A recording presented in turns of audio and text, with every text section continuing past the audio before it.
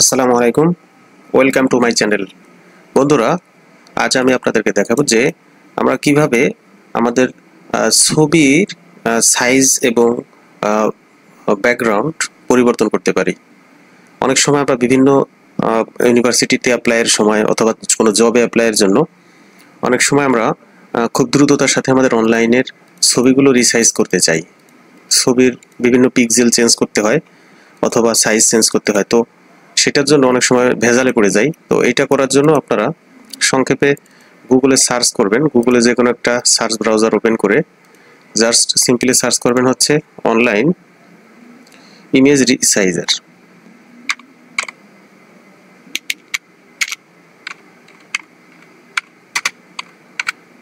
Online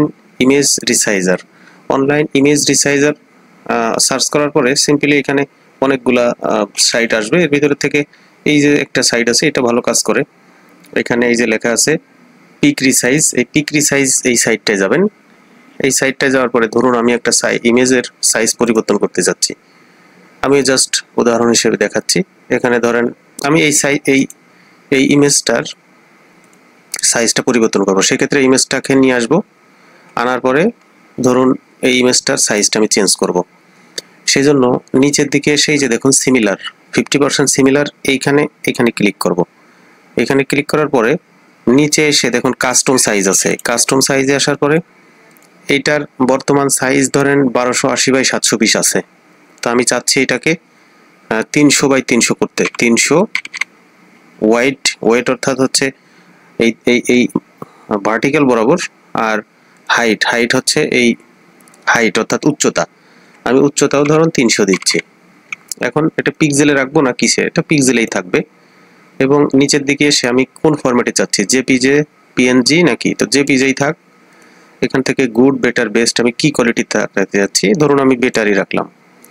আমি এখন কত কিলোবাইটের ভিতরে এটা রাখবো, ধরুন আমি 200 কিলোবাইটের ভিতরে রাখবো। এরকম অনেক সময় আবেদনে থাকে 50 কিলোবাইট, 100 কিলোবাইটের ভিতরে হবে না। তো সেই ক্ষেত্রে আপনারা আপনাদের পছন্দ মতো কিলোবাইটটা এখান থেকে চয়েস করে দেবেন।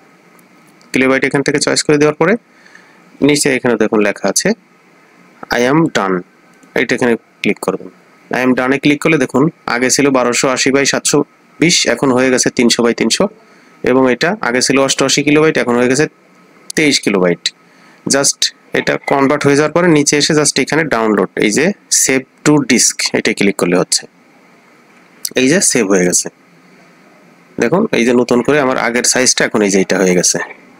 তো বন্ধুরা, খুব সহজে আপনারা এটা রিসাইজ করে নিতে পারবেন। এটা খুব সিম্পল বিষয় আর কি।